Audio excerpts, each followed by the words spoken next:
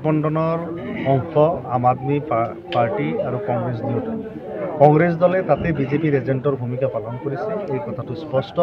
যদি কংগ্ৰেছ দলে প্ৰাৰ্থী নিদিলে হয়, যিখিনি বিজেপি বিৰোধী ভোট আছিল সেইখিনি একগোট হৈ আম আদমি পাৰ্টিসকলে নিশ্চিত আৰু নিশ্চিতভাৱে দিল্লীত বিজেপি বিৰোধী চৰকাৰ থাকিলে হয়।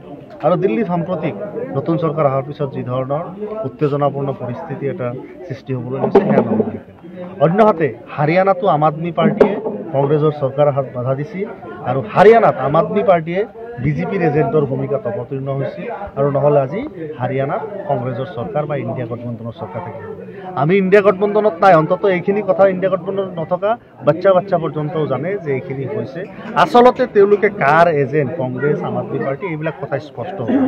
কংগ্ৰেছ দলে বিগত সময়ত AIUDF দলক যি ধৰণৰ তিৰ্যক মন্তব্য কৰিছে, আমি বোলে বিজেপিৰ ভোট বঢ়াই দিছোঁ, 16টা সমষ্টি 20টা সমষ্টিত ইলেকশ্যন খেলি যদি বিজেপিৰ আমি ভোট বঢ়াইছোঁ, তেনেহ'লে কংগ্ৰেছে কি কৰিলে?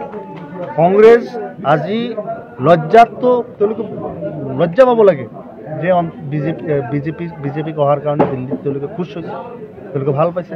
আমি অন্ততঃ দুখ পাইছোঁ যে বিৰোধী দলবিলাকে বিজেপিক প্ৰতিহত কৰিবলৈ ঐক্যবদ্ধভাৱে যুঁজ দিয়া উচিত আৰু সেই যুঁজত কংগ্ৰেছৰ মতকৰ্মী, কংগ্ৰেছে UDFক বিচাৰক নিবিচাৰক, আমি জনগণৰ পক্ষে বিজেপি বিৰোধী শক্তিশালী ষ্টেণ্ডত আছোঁ।